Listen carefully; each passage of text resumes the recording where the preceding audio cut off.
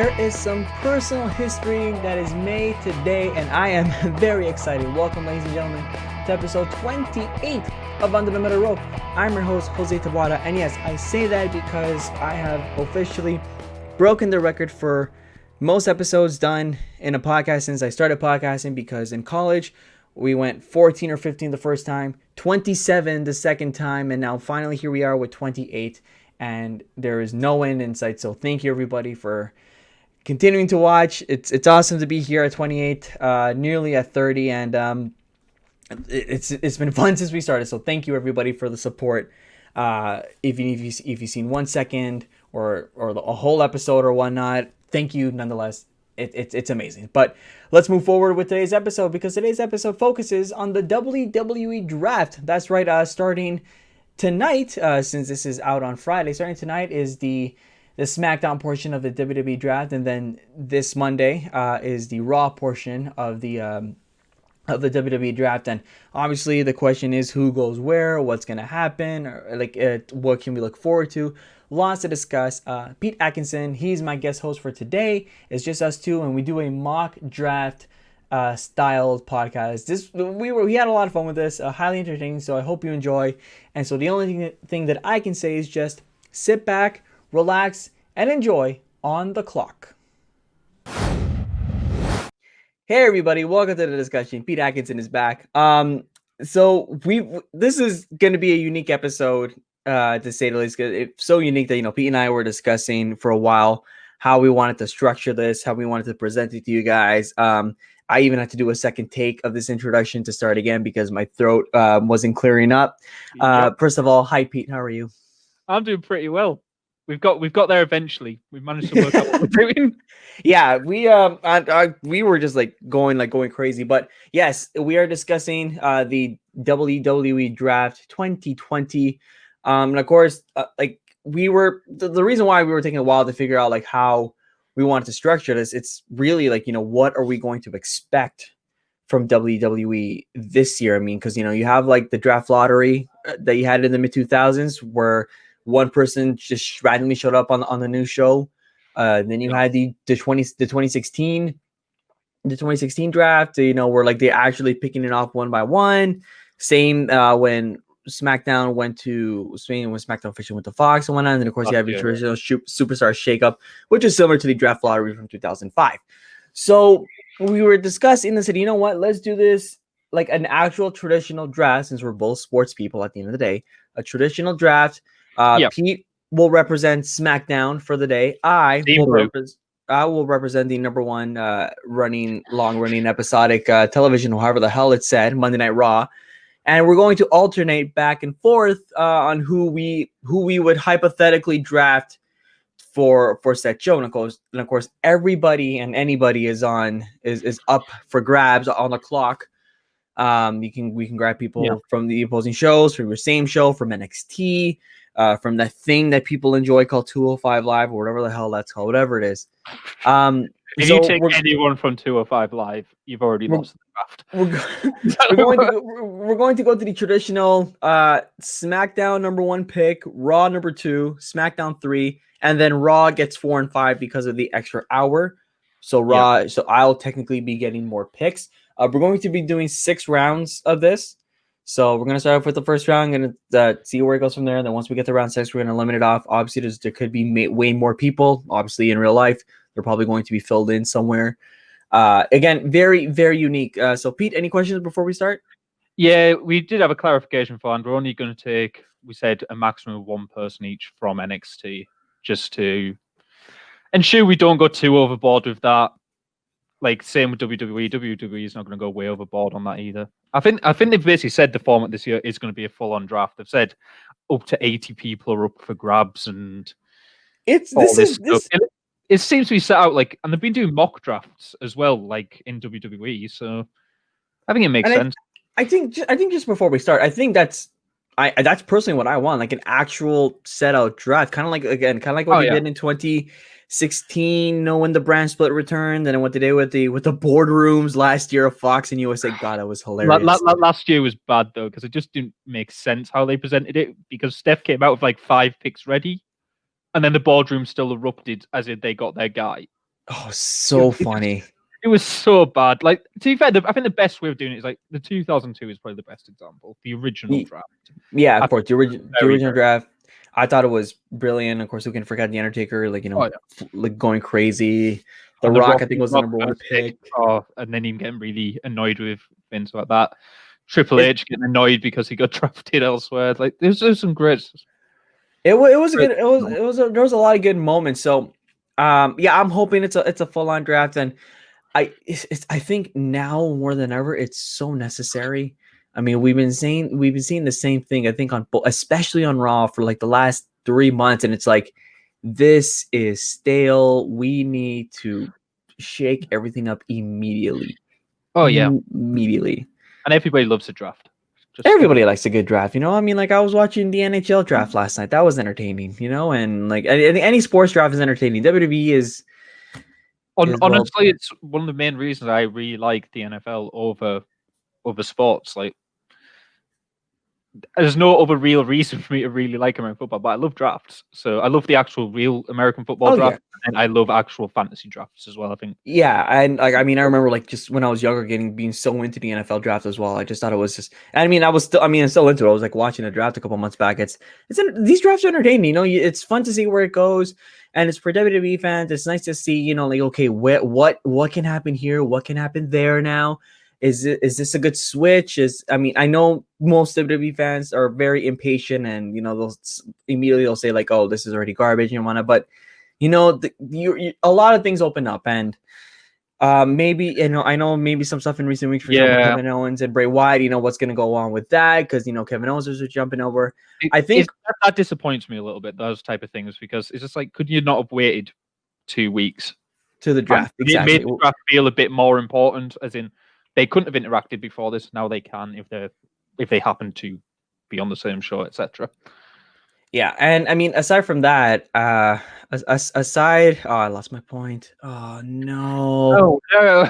Oh, well, that's what happens when you're recording live. Yeah, Braun Strowman obviously jumped show as well earlier this week. Yeah, they kind of explained that, but it still just makes. I want to make the brand split feel like a brand split. Nobody except the women's tag champs, I guess. There you go. That would. I remember now. I remembered. Tag champs. I feel like nobody should be allowed to jump show. No. And once they lose those belts, whichever show they're on, they should only be allowed to stay there. That was the point I was gonna say that I forgot, and you helped me remember. Yeah, we need people to stay where they are. I mean, and it's funny because like the women's tag as well. It's just it's weird. I'm happy it's there, but it's also weird because that I think that could add on to the confusion. I mean, the Bailey Sasha thing in the summer, that was it got out of hand with all them having the titles. I think what would be quite nice with the women's tag is actually to make it mean something to the brand. Is maybe do something like at each pay-per-view, the other brand tries to win it off them. So you always defend it against the opposite brand. So if Shayna and Nia, for example, are on Raw, they'll defend it on each pay-per-view against the SmackDown tag team. So it almost becomes which brand gets to claim the tag titles. And you can make it mean something like that. Yeah, and keep that as the only interpromotional title, because I mean, at one point you start to have like the Raw women's being defended on SmackDown or vice versa. I mean, it got out of hand, and like I think this women's tag team can sometimes feel a bit out of place and just help like neglect the draft rules. So, but I mean, we'll see where they go, or like keep them separate. Let them have their own brand. Yeah. So our banter's over. We're ready to go. I'm excited. Obviously, in between picks, we're probably gonna have like small little discussion analysis, like, you know, what we think could happen here and there. But this is gonna, again, like I said at the start of the show, this is gonna be interesting. So Pete, you have the number one pick, and you're on the clock. Yeah, the show is brought to you by. No, I'm kidding. Number one for SmackDown. There's only really 4 people you can pick with the number one pick, and it has to be one of your world champs. Yeah. Like, so basically you have Asuka, you have Bayley, you have Drew, and you have the number one pick, who is going to be Roman Reigns. Because at the moment, he is such a big deal in WWE. Like, he is the big dog. He's just had his heel turn. He is the big hot thing. I feel bad not taking Drew, because obviously Drew is my babe. I love Big Daddy Drew. Everybody likes Daddy Drew. Yes, yes. On SmackDown at the moment, there is no way I'm giving up my top asset on SmackDown. So I'm taking Roman Reigns. Yeah, and I mean, with that, I'll obviously I'm gonna take Drew there because you gotta. I mean, yeah, you had to take the two champs, and you gotta establish your brand, your shows and whatnot. And Drew obviously defines Raw right now. Roman defines SmackDown. It's common sense, you know. No point in going any further than that, other than, you know, hail Daddy Drew. So you're number 3. Well, we might be on to do the same thing again here because I'm going to take Bayley with my number 3 pick. I'm going to take the first of the horsewomen to go. SmackDown champ at the moment, longest reigning SmackDown women's champion. I'm taking Bayley. Yeah, and I'll take Asuka because I have to take Asuka. I mean, why don't you? I mean, again, I think it's fair to say that the Raw titles should stay on Raw, the SmackDown titles should stay on SmackDown. So with mine, since we're giving me an extra pick in the first round because of the extra hour, this is where I'm going to take Street Profits and hold on to them here, because you gotta, I mean, you have to. I think, let's just go Street, sure. So let's quickly jump to round 2, which is the first pick in the second round, which is pick number 6, which is the 6th pick in the draft. So I'm presuming this is where the mid titles go. Which I wonder if you'll be interested, or no, maybe you'll stick with your SmackDown tag. I don't know. I'm gonna go off the wall here. I wouldn't have taken the mid card or lower titles for quite a while. Yeah, I think there is bigger deals in the company, bigger draws in the company, and if I want like the big thing in the company, I want the Fiend. So I'm taking Bray Wyatt as the first pick in the second round because I still think he is that big of a deal. I'm not denying that. I'm not denying that at all. Okay. Well, I guess this is where the thought really begins because there's so many options, and I'm looking at my list. I'm looking at like my quote unquote cheat sheets and whatnot. Man, you know what? I feel like I need to go to SmackDown here. And if you're gonna talk about star power, and if you're going to talk about, you know, significance, then you know what? I may as well bring AJ back to Raw. I may as well bring AJ Styles back to Raw. And I think he's a person that needs a switch. I think he's that's a great choice. I think AJ needs a change of scenery because it feels like it was getting a little bit bland. I know a lot of star power was being pushed to Fox because they wanted Fox to have like the big names, but I think AJ could use a little change of scenery, and with the number 7 pick, I'm gonna put AJ at Raw. Yeah, I think that's also a massive feud I want to see going forward. Is AJ Styles versus Drew McIntyre. I think that can be a brilliant match. I think. Oh, absolutely, yeah. And then Styles face Drew. I think it's a great feud for him especially if he still has that belt. Great contender for that title as well. I would love to see Drew AJ. Number 8 for SmackDown. So I'm going to delve into the Raw pool since you took one of mine. And I am going to take the Messiah, Seth Rollins. Yes, I like that. The first pick back in 2016. I believe so. Yes, I think you're right. And then Dean Ambrose was the second pick was the pick for SmackDown that year. But yeah, taking Seth Rollins, I think he is doing possibly his best work since the Shield in that Messiah role. I love him as that like horrible heel person, and just even you can potentially tease like the 2 big heels of Seth and Roman on the same show. It's just a nice little tease to have therefore waiting for you.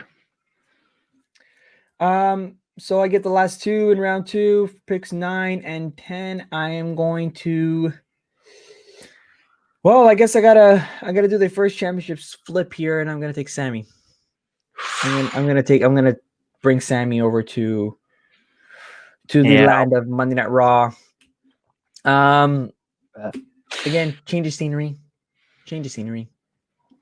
I feel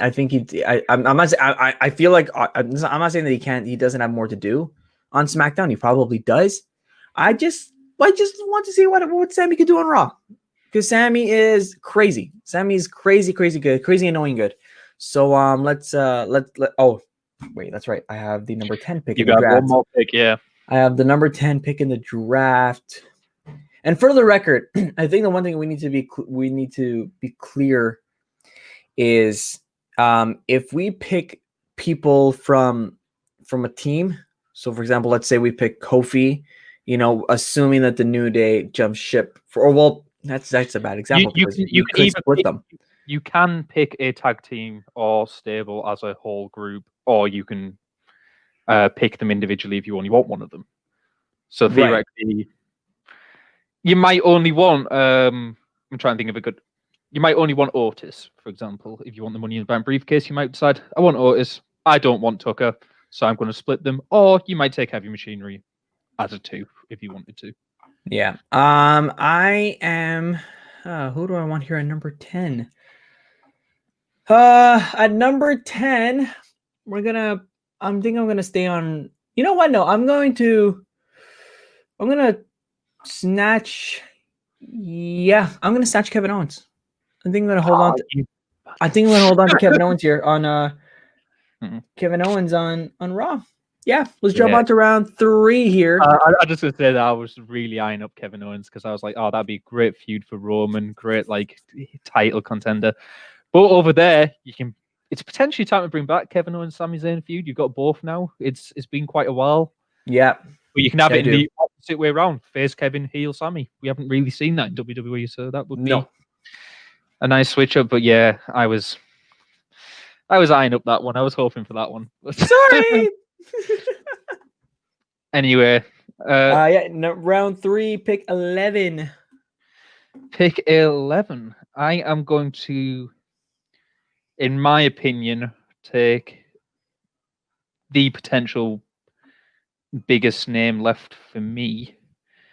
And I'm going to take someone who's out injured at the moment. And I am taking Becky Lynch. Not out injured, out pregnant. But I'm taking Becky Lynch. Oh, you're thinking, okay, that's interesting. I'm taking Becky Lynch because I think it's the biggest women's draw that they have. And I want the better women's division now. And it's the only 4 horsewomen feud I don't think we've seen properly is Becky versus Bayley. So if I've got Bayley as my champ, as a heel champ, then Becky Lynch, when she comes back, great contender going forward. Obviously, not going to get her back for however many months yet. But when it actually happens, probably be a while. I think it's such a big name to have on your show that, yeah, I'm going to take Becky Lynch. Huh. Then I have to flip over to actually I don't even know if I want to pick that. I don't know if I want to pick that because it's just ugh.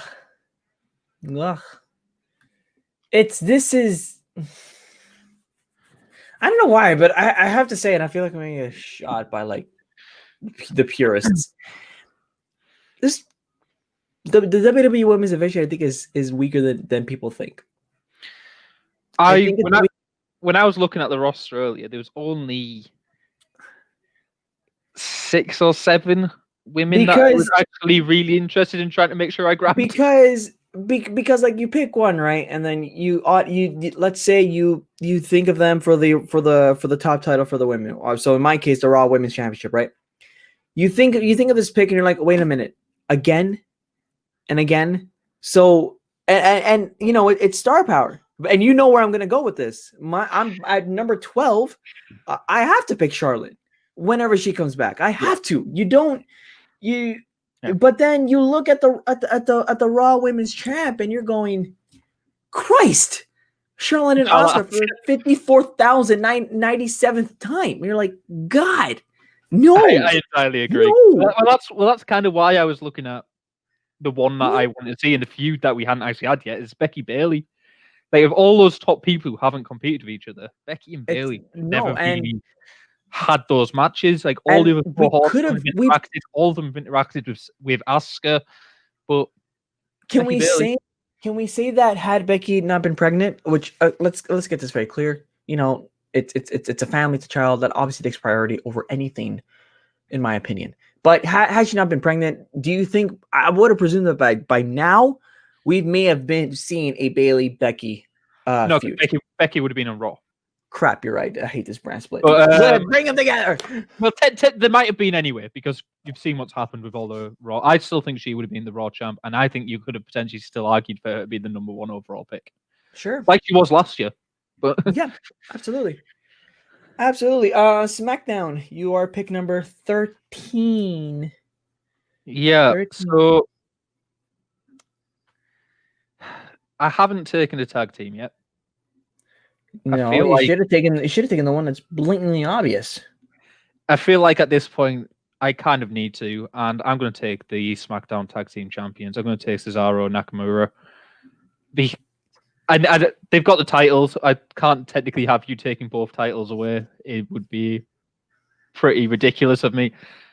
To be honest, I don't understand this tag team. I don't really get it. It's more about the belts than actually who's in it. I don't really like Cesaro and Nakamura as a tag team. It just feels like a worse version of the Bar for me. Like, I'd rather just have Cesaro and Sheamus in the Bar as a tag team, because it makes, in my opinion, they're a better tag team.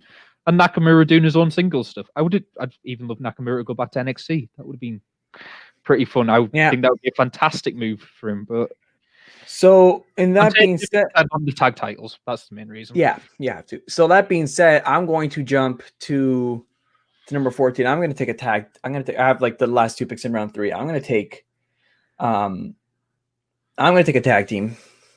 I say this because this is a team that you could split up and they do fine on their own. And I'm going to take Miz and Morrison off your hands. Ooh, and bring them over. I thought you were saying. That wasn't where I thought you were going. I thought you were going to something very different. And then with my 15th pick, in saying that, I'm going to split a tag team. I'm going to split a tag team, kind of like what you said earlier. And I want to see the briefcase on Raw. So I'm taking Otis here. I'm taking Otis because you can have this Miz Otis thing continue on Raw and be a more convinced. Because I mean, right now you have 2 champions that would like seem way out of hand to be cashed in. If we assume that everyone we don't actually pick during this is going to stay where they are, you have also got Mandy over on Raw as well. And to be honest, I don't like the fact they just killed that story by. I mean, yeah, you of course, and you could technically reunite them, and it'll probably feel so good, and they'd be reunited and they'd be understood. But I think Miz Morrison's a good one as well. I think they're really entertaining. Yeah, and I think I feel like team I thought you were going for, but I definitely understand it. It just feels like having and I mean, if this Miz thing continues on Raw. If this Miz thing continues on Raw and Miz wins the briefcase off Otis, then I feel like you have more compelling stories to share on Raw with the briefcase than you do on SmackDown, because Roman right now is just unbelievably crazy. Drew is, and like I was saying, these are two top champions that are just like so, like, it has to be something complete. It has to be a really devilish heel move to cash in on any of these guys. And honestly, I just still want it. I want it to change hands to just someone better. No. Aside from that, I just think that aside from changing brands, more convincing. If there's one, I guess out of the 2 champions, if there's a champion that feels like would make more sense to cash on, it is Drew, because Roman is on some other level right now, and that's something like we said in the past few weeks here on the podcast. That's something that may not even be considered changing until at the very least WrestleMania. So why AJ Styles still should have won that briefcase? Absolutely. Looking back at your roster, he still. And I have AJ on Raw. Here we go. It's still the better choice. I feel like I've set myself up here in this mock draft to really present the options for Money in the Bank. And we'll see how that goes out. But that concludes round 3. We have no message from any sponsors because we have none, which means we have to continue the draft as is. So on to round 4 with the 16th. We're flying through this, Jose. We really are. With the 16th pick in the 2020 mock Under the Middle Rope WWE Draft, Pete Atkinson for SmackDown selects. Well, I'm looking at what I've got so far, and I've got Roman, who's a big heel. I've got Seth, who's a big heel. I've got Fiend, who's kind of tweener, I guess. Yeah, he's getting there. He's getting there. He's kind of a tweener at this point, so he could be involved in it. And Cesaro Nakamura, who are heel as well. So I have like no big faces. So I'm going to take who I think is the biggest face still available. Being out injured for a bit, not been on TV recently, but I'm taking who I think is the best face character in the company. He's also goes heel, but as a face, he's just always gets cheered no matter who he's against. It's Daniel Bryan. Ooh. I'm taking Daniel Bryan. I just think, and also Daniel versus Roman, especially when I think it's a perfect person for Roman to be facing as well. Yeah. Okay. So good, Daniel Bryan. I like that, and obviously he stayed home for pandemic reasons. He's also Mr. SmackDown as well, so he can't move. He is like since the re-emerged brand, he is basically the person of SmackDown. Okay. I am going. All right, so I have the 17th pick in this draft. I'm seeing some of these names, and their names that 100% I'm avoiding, even though they're really huge. That I definitely, because again, I'm thinking of storyline, but I feel like I have to pick this because the pay-per-view is after the bloody draft. It's after the bloody draft. And we already have matches that are set. So at 17, I have to take Randy Orton. And I hate that because I wanted you to take him to give him something different. And instead, I would have taken him, but I would have taken him a bit later. Like I had a few names still ahead of him. Yeah, but I mean, we also have to, I think, it probably would be next round for me, not the next pick, but next round. I know, but when it comes to these mocks, we also have to be realistic. I mean, we also know that we do have matches that are set already. It's also kind of annoying for me because I think one of the big feuds still left for the Fiend is Randy Orton. I don't think there's many big names left for the Fiend to fight, but Randy Orton is 100% one of them because of the history. Have so much history. With all that Wyatt family stuff that went on there. And he's been going after the people who've wronged him in the past. And when I was trying to think back, he's like, maybe CM Punk as well. But Orton's pretty much the last person who's properly wronged him. Number 18 for SmackDown.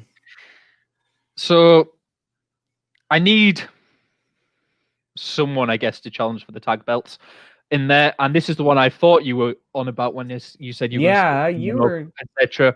I'm taking a New Day as a whole. I'm taking the whole New Day. Yeah, I'm taking Kofi. I'm taking Big E. I'm taking Xavier.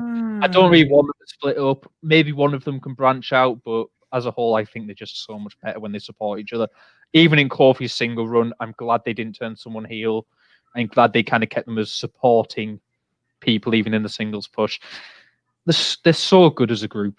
So good as a group. So charismatic. The draw they sell. They're fantastic. Yes, I know. Like last week, I was on about I'm not supporting the Big E push yet, but as a tag person, then I can't deny the three of them have chemistry together. They're fantastic. So yeah, I'm going to take the New Day. I'm looking at tag teams, and a lot of these are absolutely terrible. But I'm going to take a faction here at number 19. Not a stable. Well, not a stable. They are freaking stable, Jose. They are a stupid stable. I'm taking Christ. I'm taking a whole group. I'm taking the Hurt Business. Let the Hurt Business stay. You bugger. Let the Hurt Business stay there. And in the process, Jose's locked up both mid-card titles. Yeah. Good going. I don't deny you that. Someone can win it off him at Hell in a Cell from my side, so I don't really care. Forgot about that. Okay. Would you like to make a trade? No. Because I don't really want the Hurt Business. I will trade you the Hurt Business for Roman Bailey Seth. What a fair trade. Perfect trade. I think it's a good, fair trade. I'll give you cash considerations as well. Surprisingly, I'm not going to take that one. Crap! No, hold on. No, wait. I cannot do. I'm not going to do that. Oh, we can't have again. No, realism. No, it's fine because at Hell in a Cell I'll just randomly have a Ricochet, which I'm not going to take now, but I'll have him down the line. I'll randomly have Ricochet. He'll be facing Lashley. You can win the belt off him. Done. At Hell in a Cell. Okay, I'm gonna go with my 20th pick in the draft. I'm gonna go number 20. I'm gonna go young. I'm gonna keep the young guns going because I like where this is going for the kid, Dominic Mysterio. Oh, Taking Dominic. can you not take the entire Mysterio family? Nah, let Aaliyah go to. You take Aaliyah. You can take Aaliyah. How about it? It's all. She's all yours. Well, that wasn't what I was expecting. Fair enough. You are on the clock with number 21. Well, we round 5 now. So I've only got 4 picks left, haven't I? Yep. I have 6.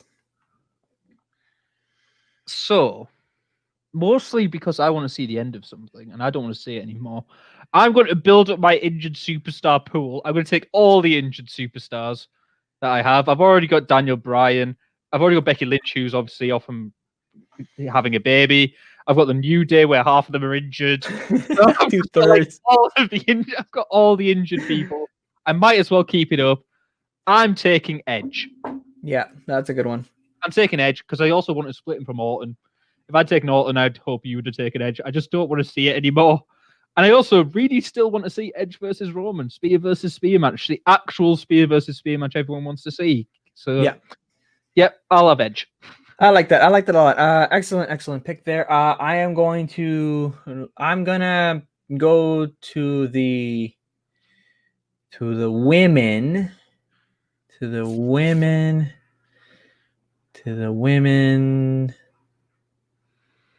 Don't want to stick with the women. I'm going to 2 women left who are definitely very selectable. Oh yeah, three left in my opinion who are very selectable. Again, realism. Yeah. You got to think realistically here because if I take one, I can't take. There's one I obviously can't take because they're destined for the cell, so I'm not gonna go there. I am going to actually pick. It's gonna be a weird pick at 22. I feel like because I feel like you're gonna be like, what the heck? But I'm gonna take Carmella. Wow! Oh wow! That was I pick Carmella because she has this whole new. When I said there was 3 women that I thought were pickable. No, I wasn't one of them. I'm sure it wasn't. Not one of them. You have this new thing. I don't know where it's gonna go. This is another one that feels like dead on arrival, but of course, sue me for not giving something a chance, as WWE purists would come after me, even though technically I am a purist, but I'm also reasonable, I think, in my concurrent opinion. I don't know where this could go, but I kind of want to see it. So I feel like having Carmella here, given like completely start fresh, is not a bad option for her. I could have picked her later, maybe in round 6, but I'm like, let's keep this mock draft interesting. Yeah. So Pete, number 23, your third last pick. So I'm again keeping realism alive. There's no way this person should drop further than this. As you mentioned, cell match already. I'm taking Sasha Banks. Yeah, there you go. Taking Sasha. Well, probably cell match. Not actually confirmed yet. Not confirmed yet. Taking Sasha Banks, and honestly, I'm looking now. I've got Sasha, Bailey, Becky. I don't need to take any more women ever. I could just build the entire thing with just 3. So, that like there should be one more. There should be one more you should take. I thought you. No, we're thinking of 2 different people. There's one more I think you should take as well. But I'm probably not going to take another woman this draft, mostly because I've only got 2 picks left. No, I'm surprised you're not, because I would if we did like a 7th round. Sure, we can do 7. We have time, but we can do 7th, and then I probably would end up taking the one that you're thinking of. But at this point, okay, I'm going to keep. So continue yours. You've got 2 picks. I'm going to keep building up my women's division because it's a little weak. 24. I'm going to take Naomi. Again, not the one I was expecting. I know. I figured. And for number 25. 25. Naomi is really undervalued, though. She's really... Sorry? Naomi is so undervalued in WWE. I know. That's just kind of... Ooh! Okay. Do I want to hear? Do you want to hear? Yeah, I do. I do. At number 25, I'm going to take Keith Lee. That was going to be my next one. That was literally the next person I had on my list. Hate to see it. Sniped in a mock draft podcast. How does that happen? I don't know. And ladies and gentlemen, this is unscripted. It is unscripted. Number 26 in the final round, unless you want to do number 7, because this is entertaining. Keep going. We're only... All right, we'll do 7. Let's do 30 minutes. We'll stop whenever. Let's do 7. Let's do 7. All right. Number 26.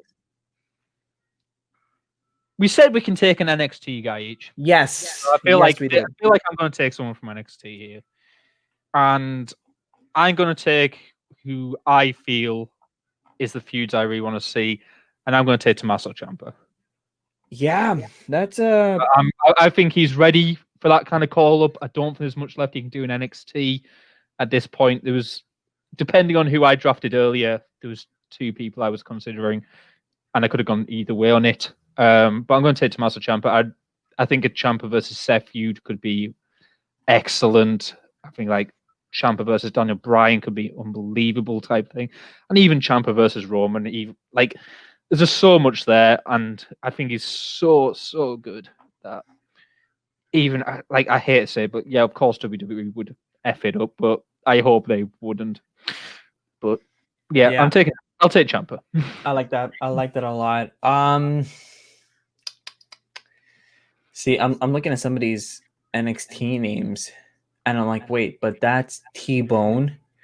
I can't pick him. Well, you're not going to take Retribution. I can't. I could. Are they even in the draft? You could say they did get contracts. They did get contracts if you remember that whole thing, which is hilarious. This is actually no, maybe I'll come back to that.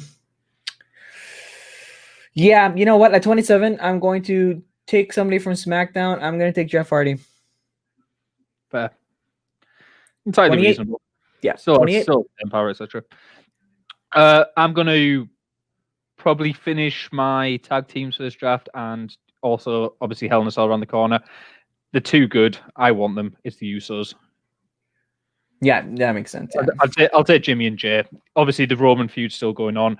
It makes sense for them to still be around any kind of like family tie storyline that they're still building around him. Mm-hmm. If they go full on heel, join him eventually. I don't really care. But they're too good of a tag team. They're probably the best out and out tag team in WWE, I would say at this point. Probably. They have to be. So yeah, Usos. At 29, I am going to be flipping. I'm going to be flipping it because I think this could be somewhat under the radar for the WWE Championship. I'm going to take Sheamus. Oh, wow. I'm going to take Sheamus. Wow. Going to take Sheamus because I think, Roman's going to be caught up in all this. And I kind of like the Europe UK side of this thing here. If we have to go geographically, so I'm gonna take Sheamus here, and I have the 30th pick. The Undertaker. No, I'm kidding. Who do I take at number 30? 30. Yeah. The 30th pick. I'm gonna keep the tag team. I'm gonna take Rude and Ziggler. Fair enough. There's some big names still on this list, in my opinion. I know there's a fair amount. So go with number 7. 7th round. Okay, I'm going to take the person who I assume you were referring to earlier on, and just because with the storyline going on, I'm going to take Alexa Bliss. There she is. Yep, that's who I wanted. Alexa, obviously, with the Fiend stuff going on, it makes there's no point in swapping her shows. If you've taken the Fiend, you should have taken Alexa Bliss. Obviously, the other way around. That's what I was waiting for. Yeah.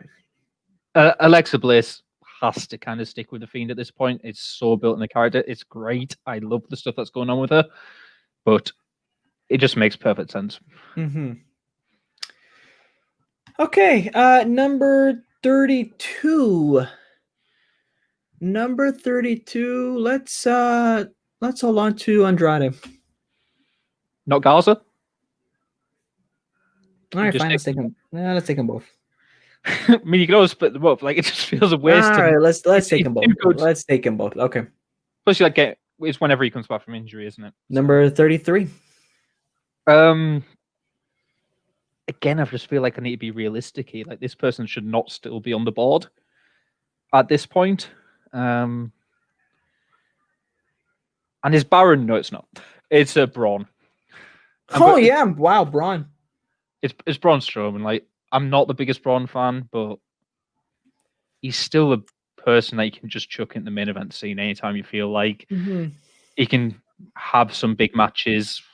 Him and Roman's done, but he hasn't really had that much of running with Seth before. There's other people on here that he could definitely have a good match with, so I'm not that against it. I'm not a biggest Braun fan, but if he's dropping this low down our draft board, then it feels like too big of a steal.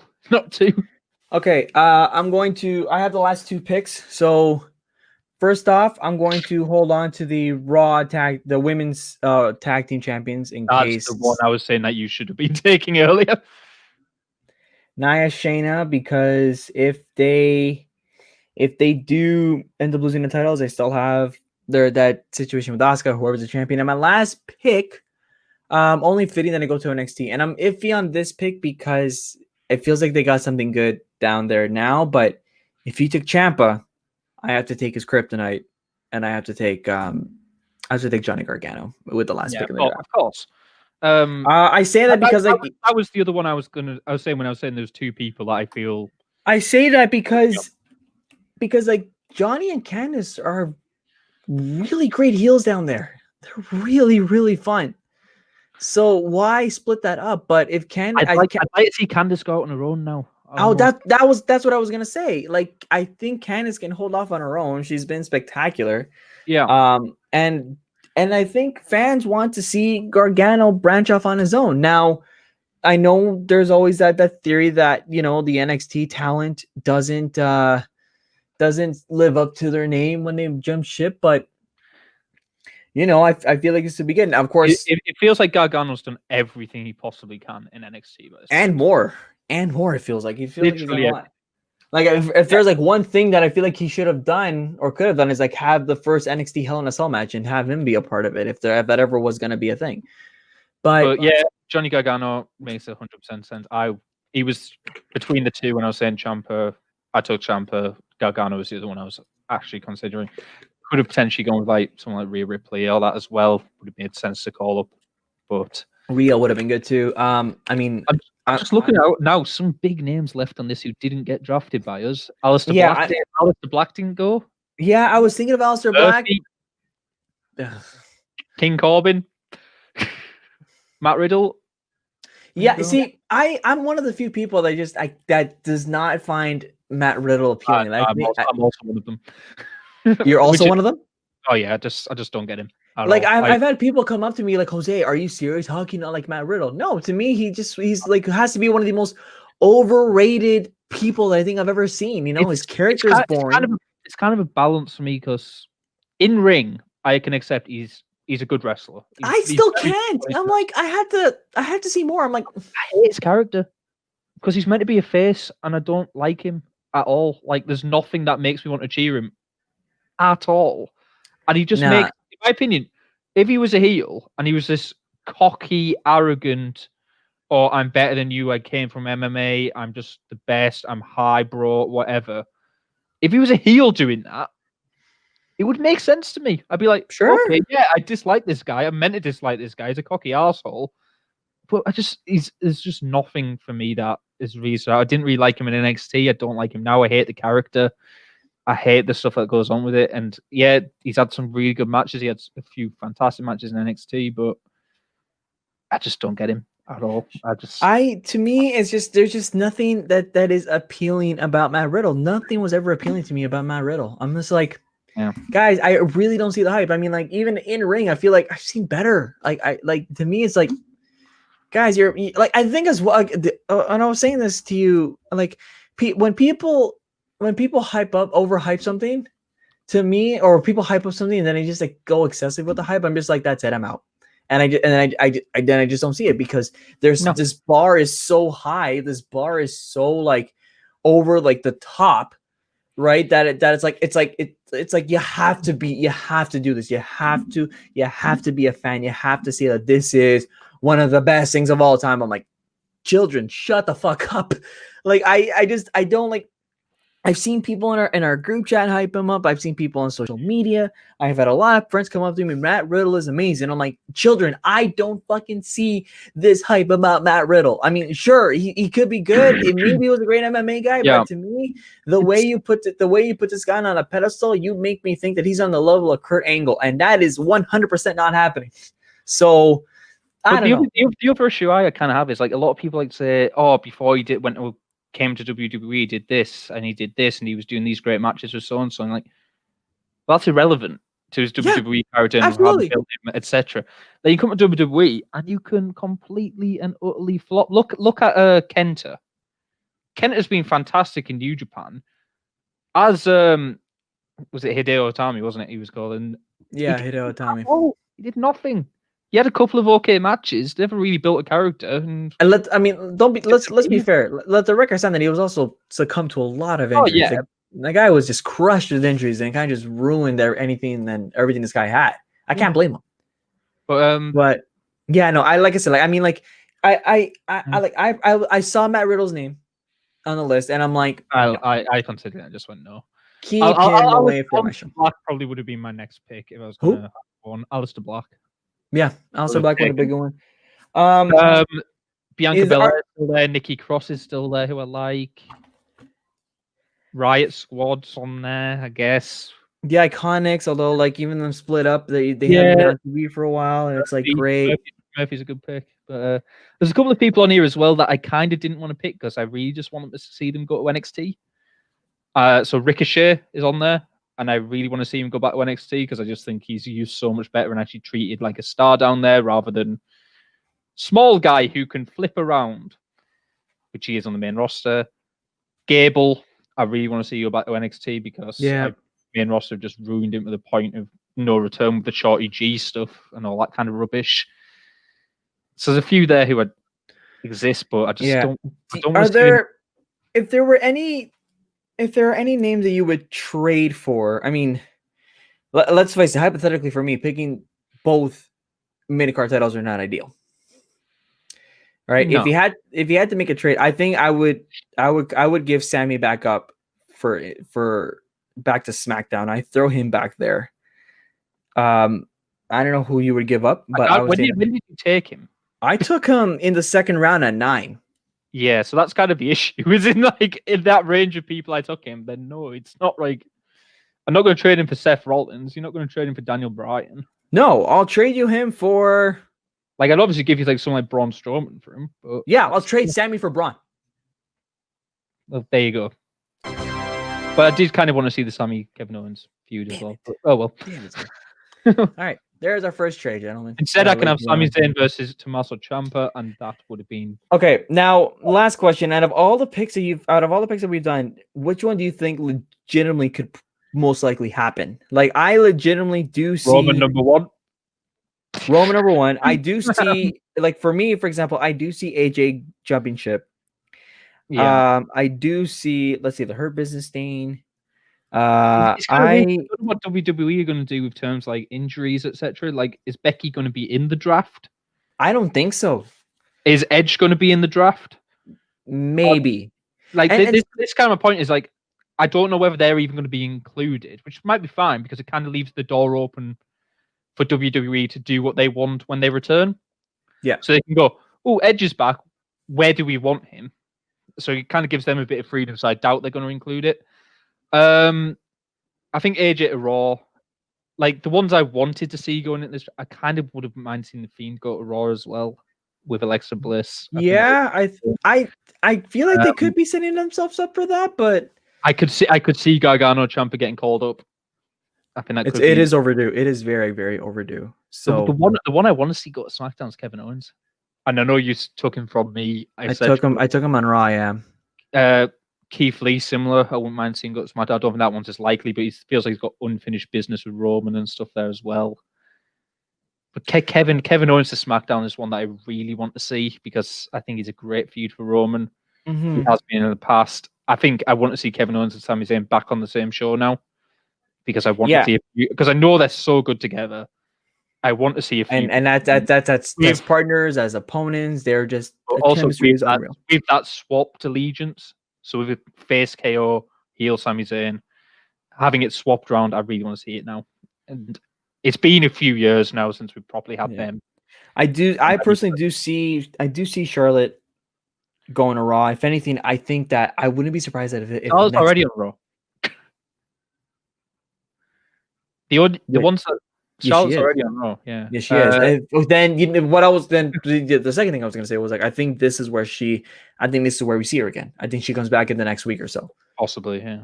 I think this is. I think Naomi at Raw is fine, but I don't trust WWE use them all. I think Miz and Morrison at Raw is a very good shout.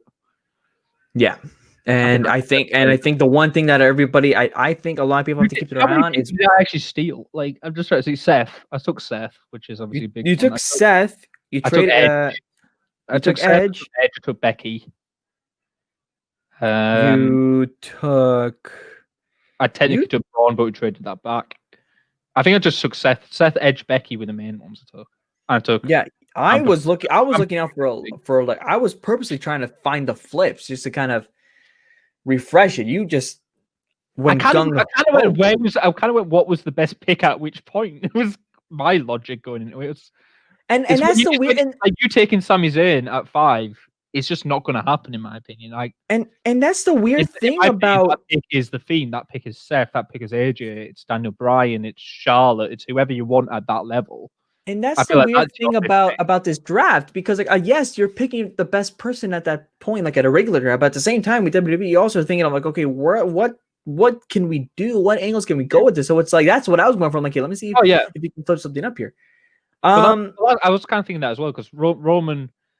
I really want to see Roman Daniel Bryan. It's like really like high on my list when he returns. I want to see that. I want to see Roman Edge. I want to see Roman Fiend. I want to see Roman Ciampa. Like literally pretty much all the male superstars I picked, I'm quite happy to fight with Roman.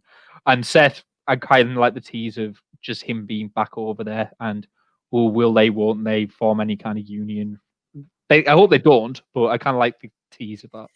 Same with Bayley. Bayley, the only feud I still really want to see Bayley have. I think my closing thought. I think the one thing that I feel like will be looked at a little bit more than others, or should get the most attention, is that Money in the Bank briefcase, because we're waiting to see if Otis is going to lose it. It looks like he's on his way to. Thank goodness, but I think that I'll be honest, it actually wasn't even on my draft board. I didn't even think about it. I forgot. I mean, like exactly. That's bad because it's the Money in the Bank. So I think that this needs to be played very closely, and then we finally see it happen. We finally see like somebody more significant with it, and then have like a potential cash in imminent. If anything, you know what I feel like could not be out of the question. Like in like this fantasy head here that I have here. The briefcase goes to Raw. Somebody significant wins it. The cell match ends with Drew, and that person cashes in. Yeah, and that's how you start that feud, and that's how you keep Drew strong, quote unquote strong, in the sense that he didn't lose it fairly because he was like he was out of it. The only other thing I teased and I saw and I really want to do is I said that Otis would trade in his Money in the Bank to get traded to Raw, because he wants to be back with Mandy. So he basically says to Corporate and you don't want me with this briefcase. I know that. She's worth more to me than the belt. He hands the briefcase back in order to swap shows to be with Mandy Rose. That would be romantic, yes. And it'd be a really nice gesture of him. And then we have a ladder match on SmackDown. So SmackDown gets to keep the briefcase. So SmackDown wants the briefcase. They can't keep Otis. They keep the briefcase. Then they trade Otis to Raw because he wants to just go. They basically give him away, but they get to keep the briefcase. They have another ladder match on a SmackDown main event to give it to someone who's actually worth having that briefcase, and then we can like give it. I don't really care. I'm looking Yeah, at like I said, if I had to pick if realistically you're going to win that belt. yeah, if I had to pick between the top champs and who would be the person I would cash in on, it's probably Drew, just because of how well it started off with Roman. I was going to say, so the other question I have though is, we obviously did it just to make it a bit easier on us, but if WWE swaps the order, so they go Raw first pick, then SmackDown Raw, SmackDown Raw, because they can do loads of weird things. They might do it in two pools where you can only draft these people on Friday night, you can only draft these people on Monday night, which is what they did last time. Yeah.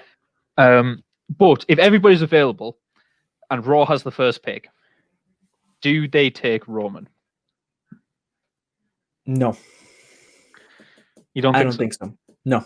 I think they keep Drew. And then they hang on, and then they keep Roman on SmackDown, because Roman screams SmackDown right now. Roman just looks very, very good on SmackDown. I'm not saying that just because Fox wants their star power. Roman looks good. I think they're going to do the two pools, and on pool night 1, Drew and Bayley are going to be in the pool, so that Drew can be taken pick 1 by Raw, and Bayley can be taken pick 1 by SmackDown. Yeah, and then on Monday night, Roman and Asuka are going to be in the pool, so Asuka can get taken pick 1 by Raw, and Roman can get taken pick 1 by SmackDown.